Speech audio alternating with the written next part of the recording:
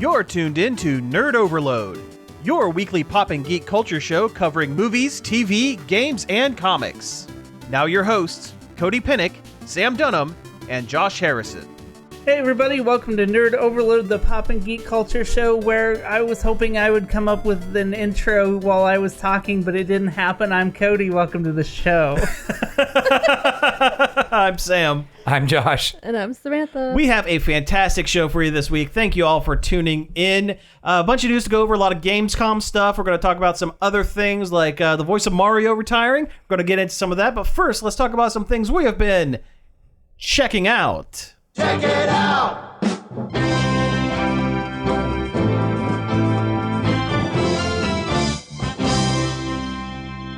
I feel like we might have a lot of this. Like we might go into after We might go into the after the break for the absolutely. You had a bunch of stuff. I did have a bunch of stuff. You went places and I did things. I did. A former guest of the show, Jordan Taylor, and I drove 3 hours down to Southern Ohio. It's a drive. It's a haul. We've made that drive. Yeah, we actually stayed. We were so far south. We actually stayed in a hotel on the river in Lawrenceburg, Indiana. So we were on the other side of the river. Beautiful town, by the way. It's almost like a seaside town in the middle of landlocked Ohio, Indiana. I mean, that's what it's kind of like down in Newport. Yeah, like Newport, Kentucky. Okay, yeah, because it's like right there on the river, and you got like Cincinnati here, and you got like Newport here, and it's like like the cigarette factory in there. But no, we did a bunch of stuff down there. For example, we stopped on the way down in Springfield, and we went to a Frank Lloyd Wright house there. Oh, cool. Oh, which was in Springfield? Yeah, there's one in Springfield. It was in bad disrepair about 10 years ago because whoever owned it broke it up into apartments and like did bad stuff with it. Wow, that sounds like an awful idea. They landlorded it all over the place. Yeah, and then they company came in and bought it and restored it. Like found the original plans and made it like a tourist attraction a whole bunch again. of stuff. Yeah, it was pretty cool. It was pretty interesting. The tour guide was maybe could have had a little more charisma. It's a Frank Lloyd Wright house. Well, that's true. Not a. I don't know. That's true. But like the first part of the tour it wasn't seeing the house. It was sitting and watching a video about the restoration of the house, which is fine. But the first thing in the video was this woman talking about, hey, you should give us more money. Of course. To restore more things. And I'm pretty sure she was Polish because she had a Tommy Wiseau accent. She was talking about the Frank Lloyd Wright house and, you know, with your contributions, we can do more with the house and stuff. Hi, investor. Yeah, so it started it off on the right foot, and we were kind of joking a little bit about that. But the house itself was really cool. That was not the reason for going on the trip, though. The reason for going on the trip was that Jordan and I, again, drove 3 hours to see a rotten movie. We've talked on the show once or twice, or I've talked about. We've talked about. Neil Breen. We've had Neil Breen nights. We have talked about Neil Breen before on the show. For folks who have missed, Neil Breen is a filmmaker from... Put quotes around that. Yes. Air quotes at least filmmaker. 5 or 6 quotes around filmmaker. He's an architect from Las Vegas who thinks he can make movies. And he makes terrible, terrible films. I think I've talked about Double Down on here before. I know we've talked about Fateful Findings because that's the one I forced you guys to watch. They should play one on the big sphere in Vegas. They should. That would be great. I'd watch it. That'd be great. But he released here within the last 6 months or so, he released his newest film. Hasn't come out on DVD yet. And by DVD, I mean you contact him and he'll send you a blank DVD with the movie on with it printed on it. But it is called Cade - The Tortured Crossing. It's his first movie that's a sequel. It's his first official sequel because his character, Cade Altair, the man powered by AI to have superpowers, to have all the powers, every one of them, he is back in this film. And for the life of me, I could not tell you what the plot of this film was. At least he had an idea for a movie with Twisted Pair, the previous film. This one, it's like shot after shot. First off, it's all on green screen. There are a lot of his movies do that too. but at least a lot of a good chunk of his movies are physical locations. I mean, the last Twisted Pair he filmed at the Las Vegas Community College. Like everything. It was the science lab, it was the evil business building, and it was the rundown alley. That's like if we shot a movie at MTC. And basically, it looks like it. It looks like I'm remembering it. that really bad CG he had where he's like jumping away from explosions at that factory. Okay, that was pretty rough. That is pretty rough. Where he's like running in place, like, and then just moving his piece across the screen. Oh yeah, this movie is all green screen, and it's clear that he had his actors walking on like a treadmill or something, because when they're walking around, and it looks like an FMV game. It looks like one of those old school like the old actor walking in, like the old Call of Duties, or like the Seventh Guest. It's rough. That one, Gabriel Knight. Yeah, there's some old Warhammer games on PC like that too.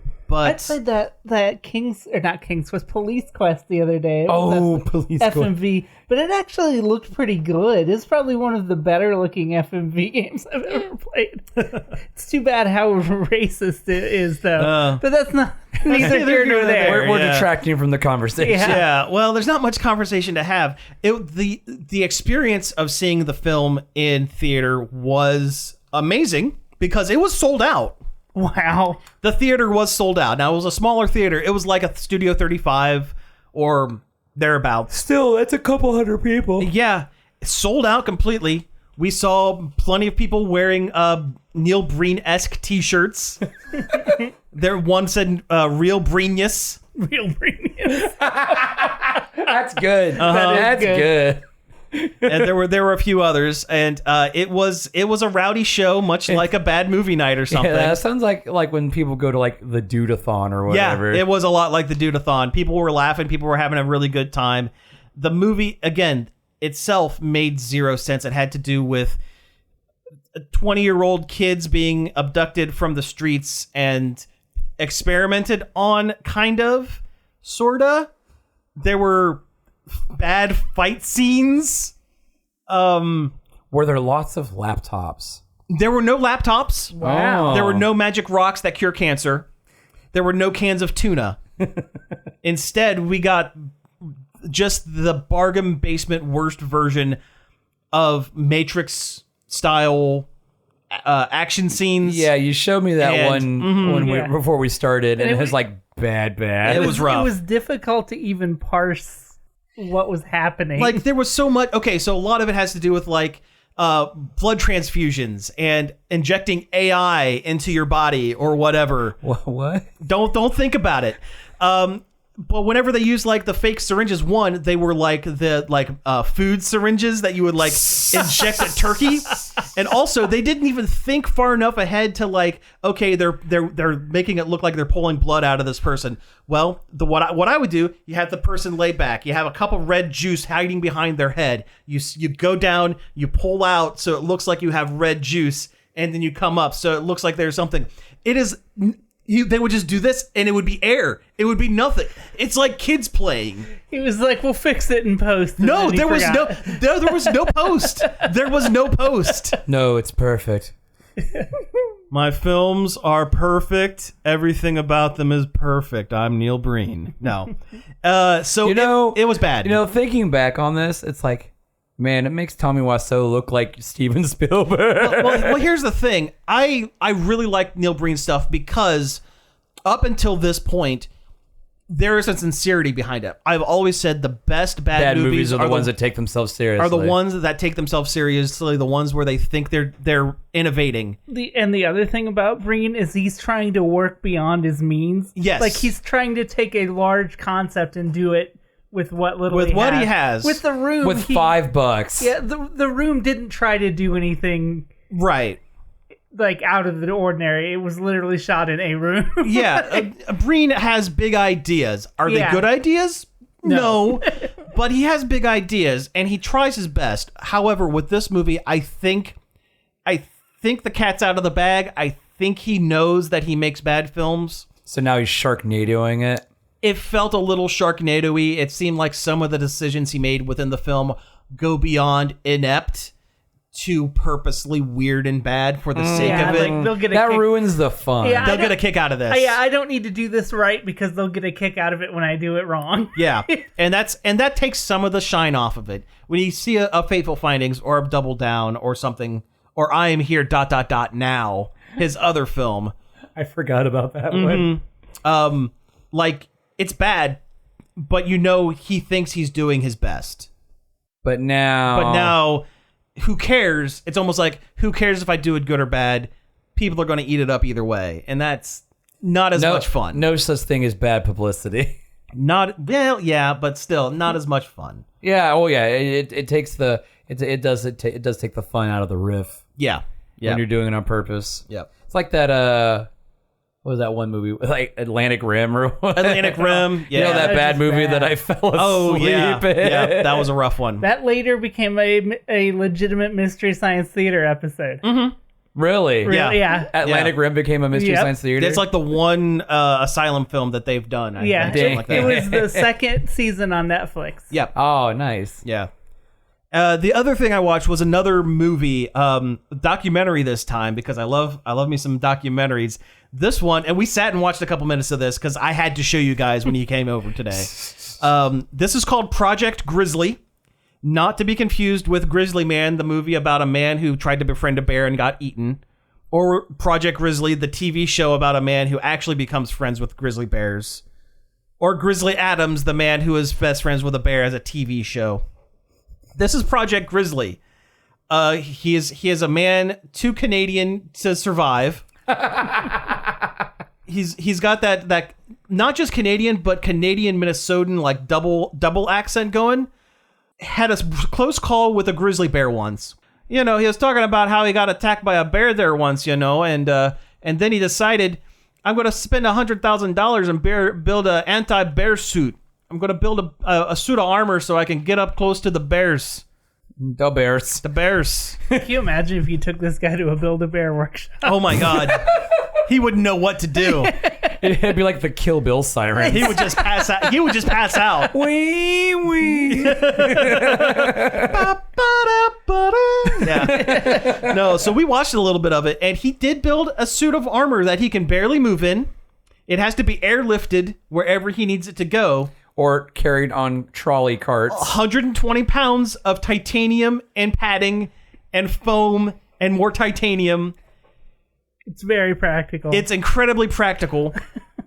There are videos of him getting slammed over and over and over by large logs. It kind Like Return of the Jedi style. It kind of has an America's Funniest Home Videos kind of feel to it at that point. It really does. Yeah, it really does. And the fact that you told me that it was made in, 91? 91. It does not look like it was made in 91. No, it looks like it was made in the 70s. Yeah, music and everything. It looked like it was filmed like with a film camera from the 70s. Oh, it's wonderful. Yeah, we didn't get all the way into. You guys didn't get all the way into it, but at one point he says, "Well, the one way we're going to test out the tensile strength of the bear suit is we're going to find some of the biggest guys we can. So we're going to go down to the motorcycle club there, and we're going to tell them we're going to give them a bunch of 2x4s, and we're just going to have them haul off on me." And there's video of him just getting like. It's almost like that scene in Kung Pao Enter the Fist where the guys are like beating him up with the sticks to test his strength or whatever, just beating this man. Now this is Canada, so do the bikers go, sorry? Oh yeah, every time they get him? Well, once it was done, I think they do help him up, and he go, "Yeah, sorry about that, eh? Sorry about that, Ray. Sorry." And it's intercut with him giving his philosophies on life and bears and kung fu and nature and wilderness. He does a kata at one point because he's learned jujitsu, so that just in case the bears, Canadian sometimes, jujitsu. yes, Canadian jujitsu with his Bowie knife and his frontiersman jacket. And his red beret, eh? At one point, one of the guys that he's with, one of his crew, starts singing a song that they've written together, about the bear, and he's not there to hunt the bear. He doesn't want to fight the bear. He just wants to pet a bear because it's better for him to do this instead of going to therapy for having a bear attack. Yeah, for being scared by a bear. He said he wasn't even really attacked. He wasn't really even attacked. The bear just kind of showed up while he was hunting one day with his grandfather or whatever. and scared him half to death. And ever since then, and he goes, yeah, I went to college and I was a naturalist in college, but there's no jobs. I graduated in a recession, so I work at a scrapyard. Man spent $100,000 on 6 revisions of his bear suit. Troy Huddebees is the guy's name. Bear suit.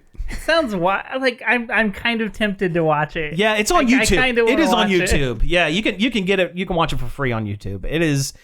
By the end, it kind of drags a little bit. They do almost find the bear. Almost find a bear to test it like with a bear, and then the bear. Spoiler: the bear it doesn't show up.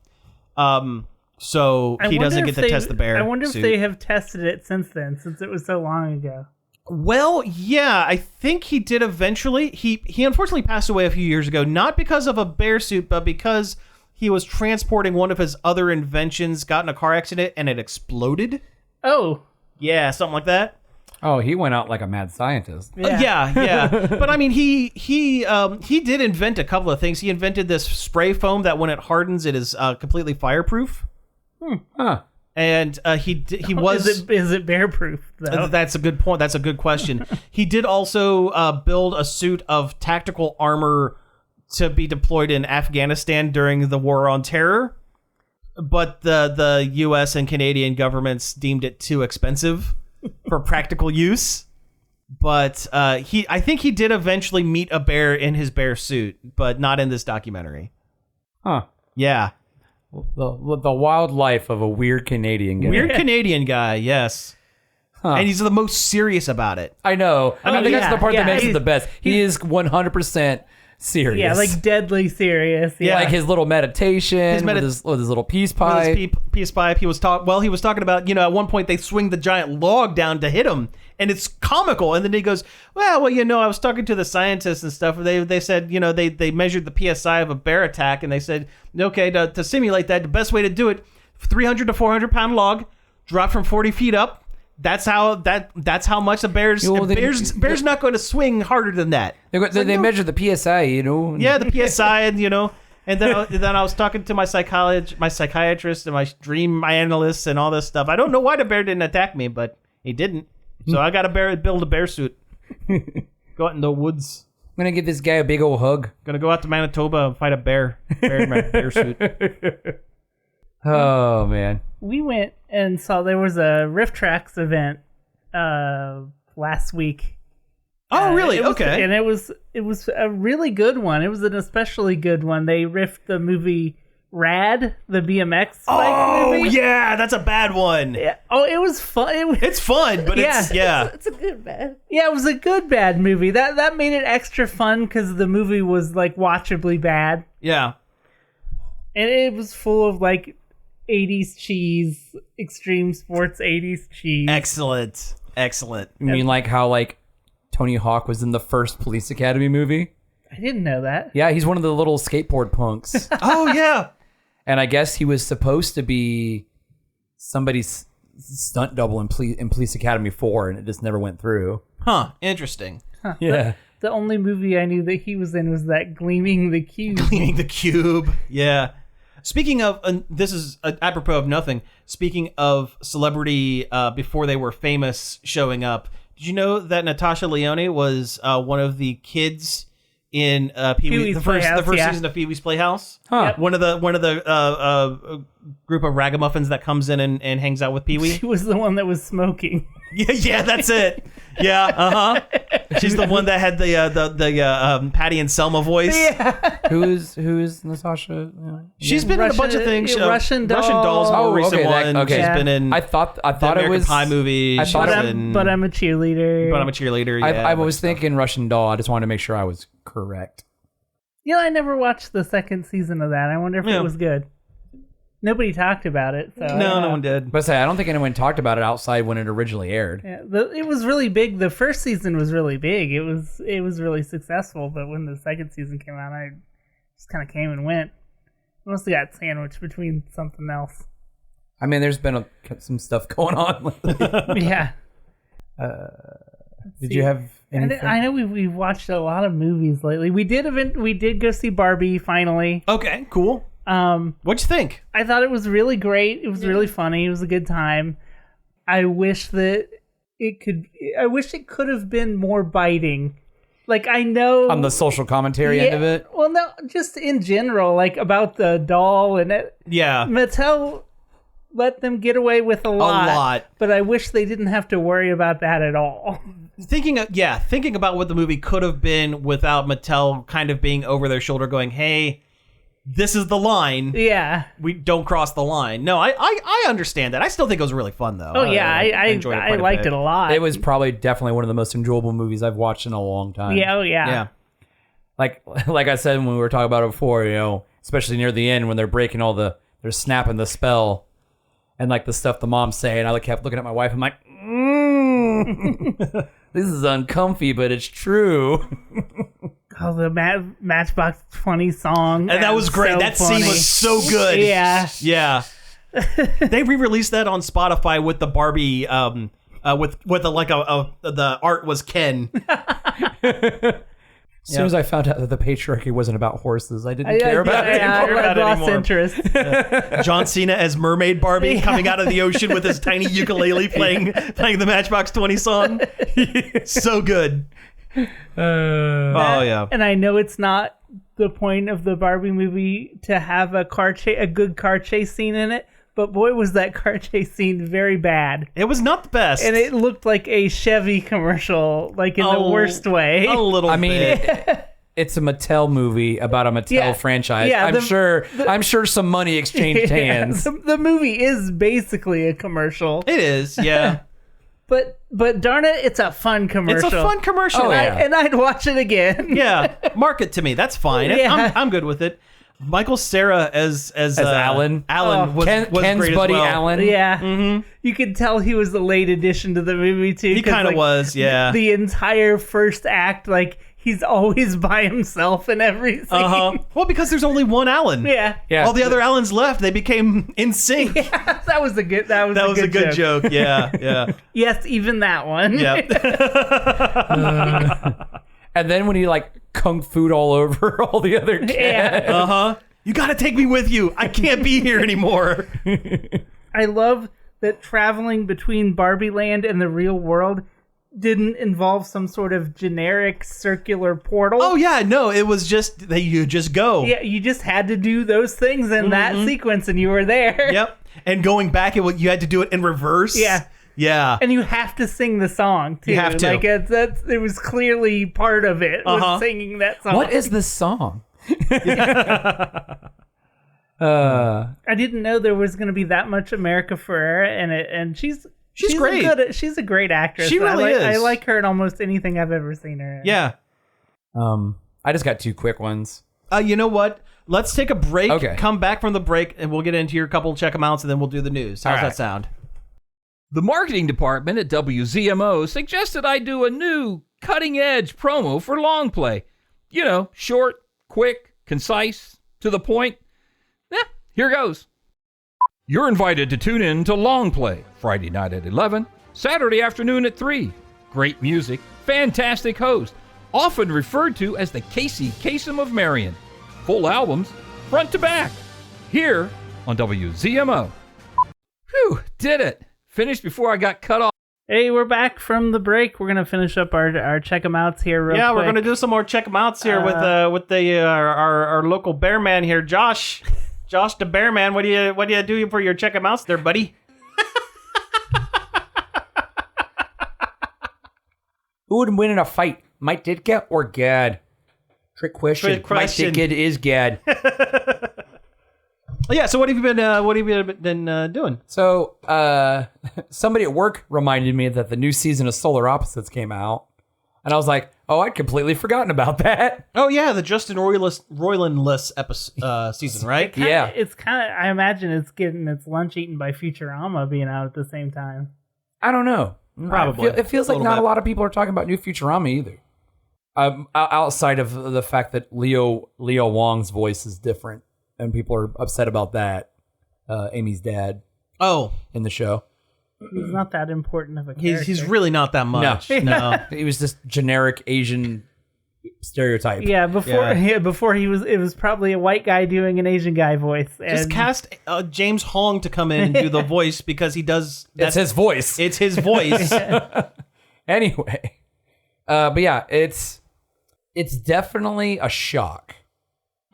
Like, I know Justin Roiland is not a good person and everything. Do we have to say allegedly on this one? No, not a good person. Okay, I don't think that. I mean, even though he was that was settled or dropped or whatever, there's still the fact that those DMs came out. Sure, I guess that is proof. So there's no allegedly necessary. And not a single person in the animation industry that he worked with said tried to back him up or anything. Yeah, that's true. Yeah. Anyway, he sucks all the way down as a person. Anyway. But yeah, the voice change is very jarring. Cool, because it's a British guy. Yeah, it's a British guy. It's the guy who was the voice was the Beast in the live action Beauty and the Beast. Oh, it's that guy, really? Or at least that's what IMDb says. Oh, I think it's like Dan Stevens. I think that's him. Yeah. I saw that movie. That was awful. Yeah, it's an awful movie. But yeah, it almost feels like the character has changed. Like, not just the voice, like the way the character is. Well, sure, and you're going to have that. Like, because also on top of, like, he's super British, they also throw in, like, British, like, colloquialisms. Like, he says bloody and bollocks all the time. And why not? I know, but yeah. I don't know. It's like I said, it just feels like it's not the same character anymore. It's like, it feels like a completely different character. And, that might be the point of it. With a show like Rick and Morty, I imagine they're going to try to keep Rick and Morty as close to the originals as possible. From what I read on that one, they got sound-alikes. Sure. But with Solar Opposites, because it's not quite as popular, not saying that it's not popular, but not as popular, they can kind of get away with, okay, we're going to do something completely different. Yeah, and you're just going to have to deal. Like, the whole first episode just opens up with them, like, Terry, the adult alien, comes down and he's like, I got the dartboard from Cheers. I paid some absorbent amount of money for it. It's like, didn't Corvo say not to throw like sharp metal things in the house after the so-and-so incident? He goes, oh, he's not going to care. And he throws a dart and it hits him right in the throat. And that's how they explain. And then like, get the ray gun. And they shoot him in the throat and he's like, starts screaming in British basically. And they're like, is that what his voice is going to sound like now? Should we get like the other Ray to fix it? And Terry's like, no, this is doing something for me. And it's just like that through the whole thing. And that's fine. I mean, the other characters are fine. The show still feels like Solar Opposites at its whole. I mean, there's still the whole subplot of the entire show of the entire shrunken civilization of the people in the wall. I can't believe they're still doing that. Yeah. I thought that ran out of juice after the first season. Yeah, well, they're still doing it. There's still more civil wars with the people in the wall. And so then we watched all of that, which, I mean, I still enjoyed it. There were still points where I laughed. There were still some good jokes and stuff. And so then we watched the latest season of Rick and Morty that was on Max. And honestly, that season wasn't bad. I'm not gonna lie. It wasn't a bad season. I can't remember if we went back and watched the rest of it and thought the same thing. Was it the one with the Rick and the crow and two crows? No, this is past that. Oh, I don't. Maybe I never watched this one then. I feel like you're like a couple seasons behind. But this one is like takes place after Evil Morty kind of his plan unfurls and does the whole thing. This one adds like a lot of backstory and a lot of universe stuff of like, okay, things we didn't know before, but now they're confirmed. As far as like Rick and Morty canon goes, until they get bored with it. That's true. Sure, that's true too. But there's a lot of honestly a lot of character change on like all characters outside of Rick and Morty. Rick and Morty is like the definition of having their cake and eating it too. Like they want to have the deep lore and the continuity and everything, but they also want to make the toilet jokes. Don't care about the continuity and they want to call you dumb for liking the continuity at the same time. Yeah.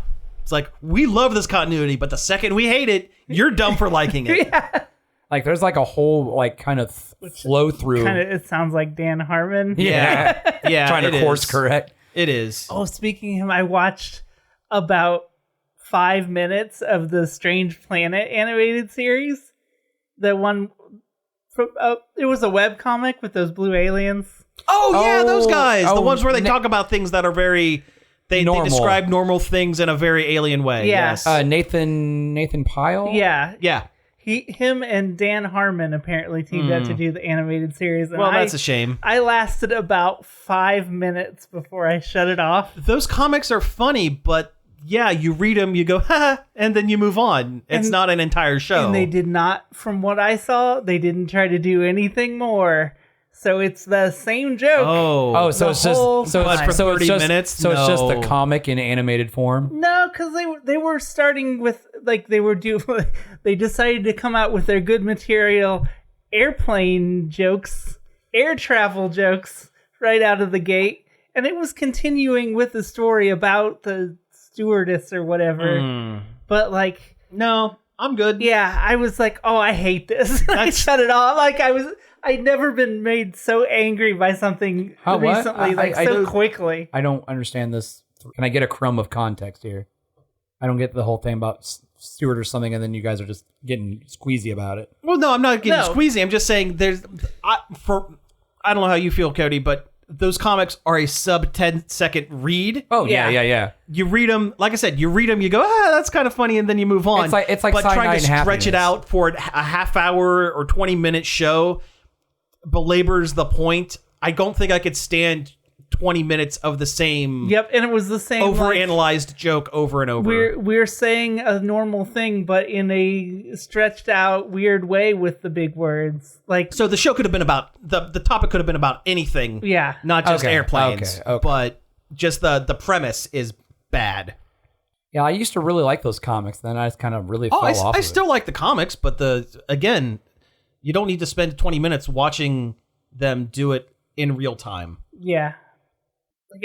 I just had such a visceral reaction to it that I was like, I didn't even realize they were doing a show. Yeah, it's on Apple TV. That's why you don't know about it. Oh, sure. Yeah, that makes sense. Yeah, that does make sense. Yeah. Anyway, Rick and Morty season was actually pretty good. For some reason, I don't know why they wrote it this way, but Rick spends a lot of the season trying to be a better person. He kind of like gets his winds knocked out of his sails a little bit. Well, when you run out of everything else to do. Yeah, you got this, garbage godlike being for so long, and then we're gonna give him a little bit of humility. Yeah. Yeah, other than watching South Park and Adventure Time, that's all I've really done. Oh, Fiona and Cade comes out soon. Oh, I'm so excited for that. It looks really good. But of all the trailers I've seen, it looks like you have to finish Adventure Time before you watch Fiona and Cade. Well, I haven't done that. Because I saw some little tidbits of hey, you should do this. Well, I can't do this because of X thing. Some of the characters who cross over. I'll just read the Wikipedia. Yeah. But we finally watched the new Spider-Verse movie. Oh, yeah. Yeah, what'd you think? Across the Spider-Verse? Is that what it's called? Across the Spider-Verse, Yes. It was great. It was fantastic. About 5 minutes into it, I was like, darn it, we should have saw this in a theater because it is gorgeous. We really messed up. I've also read that they made some slight changes when they brought it to streaming because there were 2 different cuts of the movie out there. And there was some dialogue and things changed or cut out. And I think the movie had a patch. Yeah. Which they can do now. Yeah. Because digital. Yeah. But then there was a thing where I guess there's a scene where Gwen is there's a lot of panic talking or something, and they've completely cut it out. Huh. I don't get why. I don't understand the context. So honestly, I've got nothing more I could say on that, just what I read. But it was a lot of fun. It was one of the better multiverse related things they're doing it right. Done. Yeah. I mean, the first one did it right. That too. Yeah, that's true. The first one was that's the whole conceit of both movies. Hobie Brown's the best, right? Spider-Punk. Oh yeah, Spider-Punk ruled. He was my favorite one. The animation on him is phenomenal. Yeah. It's because every part of him is in a different speed and a different animating speed. So he just looks like he's rebelling against the movie, the visuals. It's very punk. It's awesome.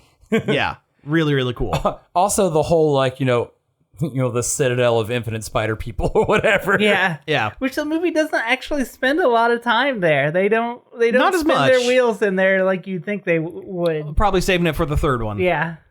which is Beyond the Spider-Verse, I think is what it's called. Which this is very much a part one. Like it ends. Yeah. Huge cliffhanger kind of thing. Yeah. I don't even think it's like a very satisfying ending, honestly. You don't get it. Just kind of ends. It just kind of ends, yeah. Yeah. Oh, they give you... They give you the old Lord of the Rings ending where like they went up over a hill and it's like, all right, see you in a year. Yeah. But yeah, it's fantastic. 100% recommend. It was great. And I will be in the theater for the next one.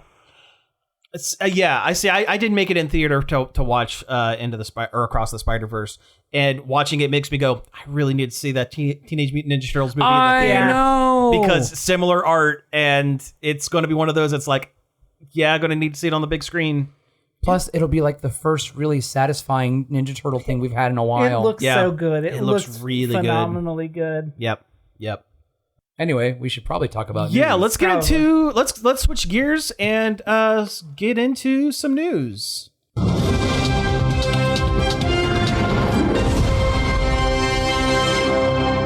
All right. So first up, let's do the big one here first. So Gamescom, one of the many video game whatevers, run by Jeff Keighley. I'm so sick of seeing Jeff do these things at this point. Yeah, it's like he's the only one that does it now. I've reached maximum Jeff. I don't want any more Jeff. Yeah. Yeah, I mean, at least Critical Jeffy. Yeah, at least he brought out a woman this time, I guess. But they made her stand on the other side of the stage. He didn't want to get cooties. Yeah.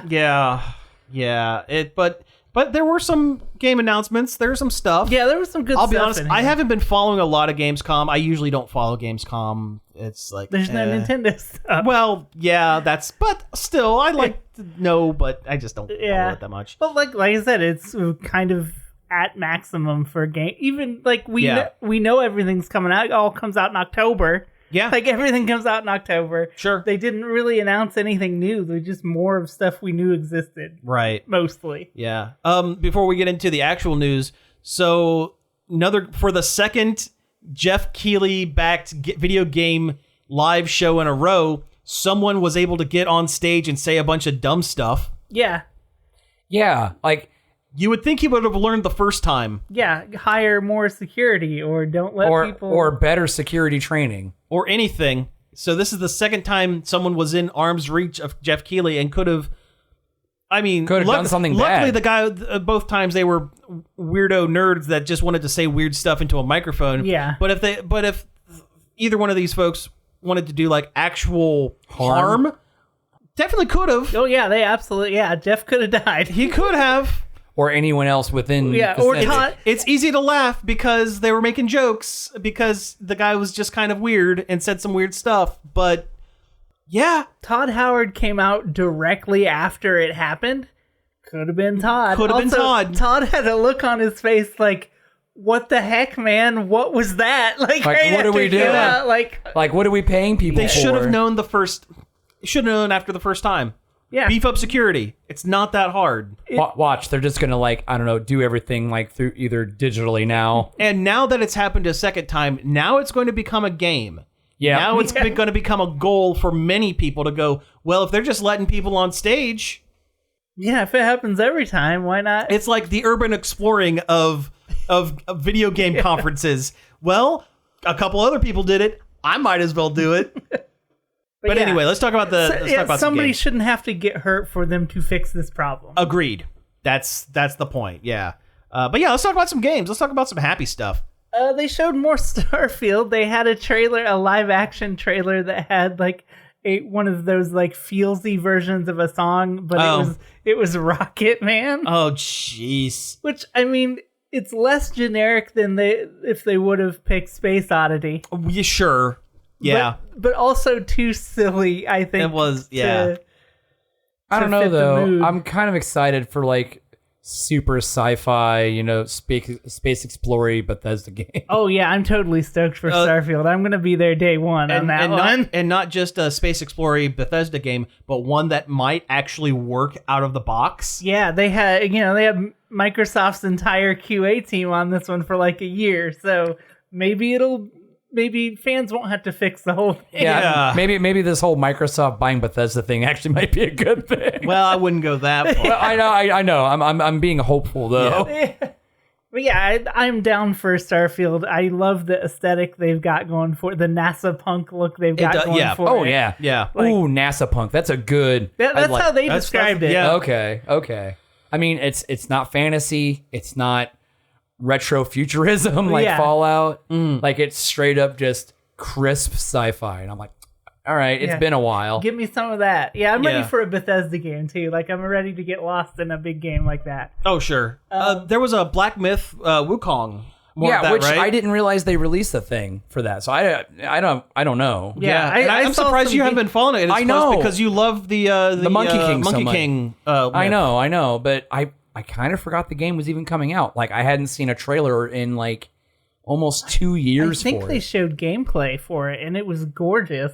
I mean, the last gameplay one they had was simply amazing, and it showed you like, physics of the environment and how the bosses work and your powers and stuff. And it's like, oh, it looks cool. It looks pretty cool. Yeah, it's God of War, but like a different mythology. So it's like kind of refreshing. Yeah, I would like to see a God of War game where the protagonist wasn't like, me tough man. Yeah. Boy.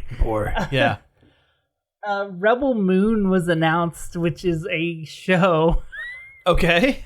Zack Snyder came out with Jeff, so Jeff could be friends with Jeff could be friends with Zack Snyder, but he announced his new 2-movie series for Netflix. Oh yeah, called Rebel Moon. That's right. It's like weird, which he described as Heavy Metal Magazine meets Star Wars, I think. And part of me went, sounds great, but then you go, Zack Snyder. Yeah, but part of me went, Zack Snyder could probably do heavy metal stuff. It's not like it's that. Yeah, although the last time he got close, it was Sucker Punch. That's true. That movie was Sucker awful. Punch had maybe 10 minutes of good stuff in it. I was so disappointed for that movie because it looked so cool. The trailers looked amazing. That movie tricked me so hard. I saw that in theaters. Me too. No. Me too. Okay, I didn't see it in theaters, but yeah, saw it in theaters, and that was a shame. That was money that I could have spent on many other things. But this is a Netflix show, so you've already paid for it. That's true, I suppose. Actually, also, lowered it's my. It's gonna get a game too. That's kind of why it was there. But yeah. Oh, it is gonna be a game. Yeah. Oh, okay. Yeah. So Tekken 8, they announced more people in Tekken 8, which is cool. Yeah. And I think they put a release date on it, which I don't know off the top. I don't know off the top of my head either. But they have my boy Yoshimitsu there. Yeah, Yoshimitsu. He's back. They have Kuma the bear. Kuma the Kung Fu bear. Kuma, which is Japanese for bear. Yeah. And Kuma is actually wearing a costume this time. He's wearing a sleeveless gi shirt and a headband. And if you look back at the original, I keep going into the Canadian accent. I was wondering why you were doing that. Where were you talking about a bear? So I figured I'd talk about a Kung Fu bear. Yeah, I thought you were talking about a beer. Yeah, talking about a bear. No, if you look back at the original Tekken 1, what Heihachi is wearing, Kuma is wearing Heihachi's original geese jacket, and Heihachi's belt is Kuma's headband. Nice. Because Heihachi, the old man, is dead in Tekken 8. Or so they say. I mean, and somehow Heihachi returned. And Kuma's whole thing is he has the same moveset as Heihachi, but he's just a heavy character instead of a medium light. So yeah, he's wearing the costume, and it's kind of great. Man, Yoshimitsu, King... the kangaroo gone. Yeah, and the raptor were my go-to characters. Oh yeah, I honestly can't wait for Tekken 8. It's gonna have terrible netcode and and it's gonna be nigh unplayable online. But at least the game will be kind of fun in locals and goofy because it's Tekken. That coffee freak, I'm excited to play that character. And it'll have a boatload of fun modes. Oh, like extra modes, like they do. Yeah. They showed a new Assassin's Creed, and all of the dialogue is in Arabic, which is wild. Yeah, because they're kind of going back to the beginning. They're going back to the Middle East. That's kind of cool. I'm just surprised they're doing that on such a big budget. Yeah. Instead of going this is supposed to be another language, but it's just British. Well, they kind of that's how the original Assassin's Creed kind of was. Everyone was very English and everything. And then when Assassin's Creed Revelations came out, they brought back the original character from Assassin's Creed, Altair, and they actually had a Middle Eastern voice actor for him that time. Wait, Cade Altair from... No. From Twisted Pair and Cade the Tortured Crossing? No. I'm the world's best assassin, director, producer, time traveler. I just can't believe such a mass market game is going to go all subtitles. That's kind of wild. Yeah. That's kind of wild. I'm sure there'll be 2 modes. I'm sure there'll be... I don't know. It didn't seem like it. Ghost of Tsushima did it. That's true. Mm-hmm. They had a Japanese and an English, and they also had Kurosora mode where it put everything in black and white. That's kind of cool. That's actually really cool. That was a good game I never finished. Maybe I should go back to that one. Let's see what. Dark Forces is getting a 4K remaster. Yeah, Star Wars Doom, aka the best Star Wars game ever made. Star Wars Doom. That's my hot take on that one. I love Dark Forces. The game that kind of brought Kyle Katarn like into the forefront of everything. Nice. He was, it was the first game in the whole Jedi Knights series. I played it when I was a kid, and it was the first Star Wars game I ever played where this feels like I am in a Star War. Versus like the old X-Wing and X-Fighter game or X-Wing games where they're like everything kind of looks like dirt. Just like all the graphics and sounds were perfect. It's just so Star Wars. I love it. But also it plays like Doom. Yeah. And it's easy to get lost because all the wall graphics look the same and you can't find a door. And that's the sewer level. Like the 3rd level is this awful sewer level. It's like the worst sewer level ever made. Like it's worse than the Turtles Dam or the canal or sewer level from Battletoads. Because it's so hard to navigate, and it loops back on itself on these like weird water slide sections. Okay, gotcha. It's a nightmare, but the rest of the game is fantastic. Great, good. You get to fight Boba Fett. Hey, awesome.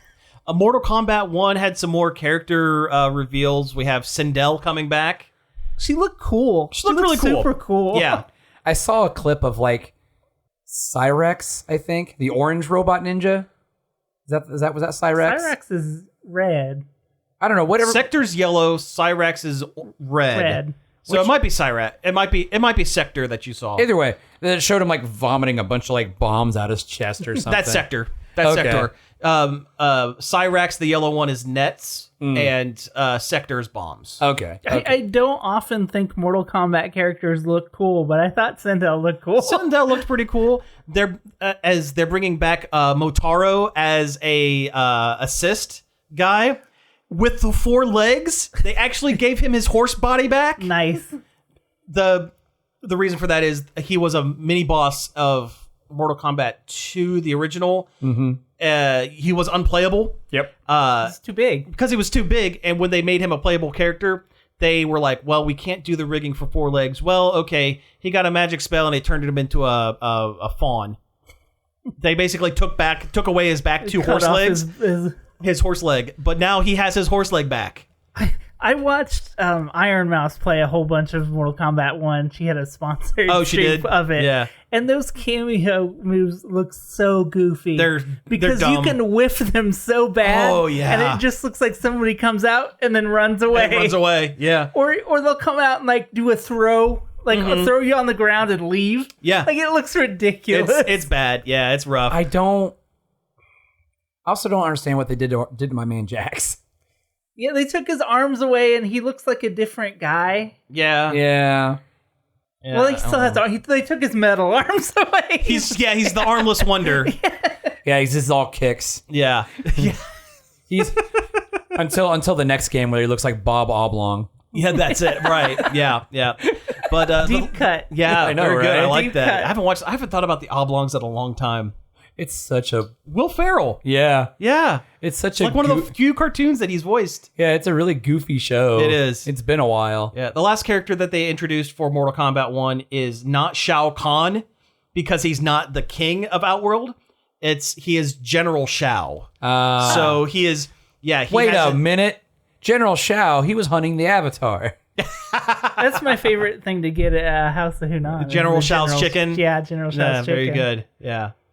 It's a good joke. I like it. Yeah. You guys didn't react like no, it was a good it's joke, good. It's very good. I wanted to let you know that you did a good job on that one. I apprate that joke. Thank you. Yes. All right. Last thing we have, we don't have a whole lot of time to talk about this, but we're going to get away from Gamescom, but we're going to continue to talk about games things. It was announced earlier this week that longtime voice of Mario, Charles Martinet, has decided to move on from being the voice. We don't know if he decided. We don't know, but you know what?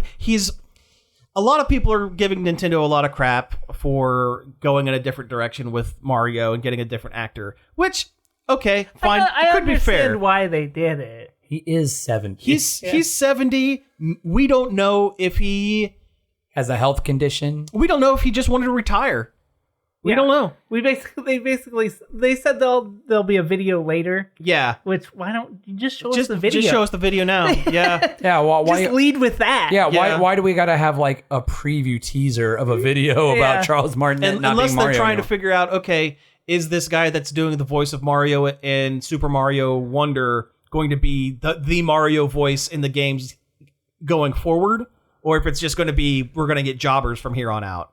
Yeah, I definitely don't think the voice in Wonder is going to be the voice. Yeah. Because it just sounds like Charles. It sounds like Charles. It sounds like somebody doing an impersonation of Charles, which if you're going to do that, why just let him keep doing it? Just let him keep doing. Yeah, it's true. I think there's something else coming after that's going to involve a little more talking out of Mario. Maybe like Odyssey 2 or something. I think they saw how well the movie did, and they're like, let's take some of that and put it in the game. That is the one thing that Mario hasn't done in the games a whole lot is talk. I mean, he doesn't really need to, but also, if you want to do something new, that is something new. Yeah, I think that's the direction they're going to... I think they want to lean in a more story... And that's interesting. That's an interesting direction. Something they haven't done before. Yeah. I'm willing to give that a shot. I mean, we've had full conversations with Sonic the Hedgehog. Yeah. Yeah. But Martinet is not, or Martinet. I always want to call it Martinet because it's a French last name. Yeah. But your mom's influence is showing. Right, but I think it's Martinet. It's Martinet? Okay, because I've heard it pronounced both ways. I'm pretty sure it's Martinet. Martinet. He's probably just too nice to correct people. I can see that too. Yeah, I can see that. Because he's said before that he would do it until he died if they would let him. Yeah. So, which makes you wonder. It does make you wonder, but you never know what's going on in the guy's life. Yeah. But he's not going to be leaving Nintendo completely. He is now the Mario ambassador. To continue to spread the joy of Mario, which is the most Japanese business statement I think I've ever heard. There is a reason behind it, I have a feeling. They're keeping him on the payroll so they can legally say, hey, don't go on Fiverr and say a bunch of racist stuff that people pay you in the Mario voice. They're keeping him on. They're basically giving him a paycheck to go, okay, don't do the Mario voice for like a car commercial ad. Yeah. Or saying awful things. Say awful things. I don't or think anything he like would say I don't think he'd say awful things. But he has, though. You know what I mean, though. In private settings. Oh, sure. But you know what I mean. Like, they're not... Because if they didn't keep him on the payroll, he could have gone... Sega could have hired him, and he could have had been the newest voice of Squeaks the Cat on Sonic's friend Barrio. Sonic's friend Barrio from the Barrio, and he pops up and says, "Oh, hello, Sonic. I'm a fast rat. I don't know. I'm a pizza rat.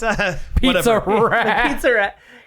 He is Mario though, and he always will be. Yeah, when you think of Mario, you're going to think of the wahoo. And he's not even the first Mario voice that I heard, like as a kid. Sure. Like, the first Mario I heard was Captain Lou. Yeah. Hey, it's me, Mario. Yeah. Swing your arms. Mario, when I was a kid, was a gruff Italian man. Yeah. Every version, but Charles's performance was so iconic that he changed that in my brain. Sure. No, it makes sense. So long, King Bowser. Yeah. Is that what he said? Yes. According to Nintendo, yes. According to Nintendo, yeah. I'm not going to say the real... What it actually sounds like he's saying. The meme. The meme.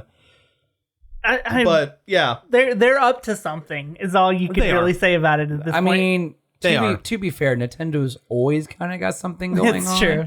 But it's always a real slow burn. And it's always about 3 to 5 years after where it should be. Yeah. Exactly. I just hope for the best for Charles. I do too. He's a fantastic actor, and he seems like an amazing dude. I met him at a con a few years ago. Super nice guy. Super giving with his fans. Very cool dude.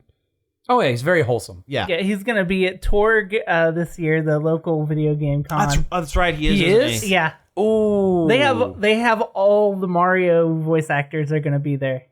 Really? Princess Peach, Bowser.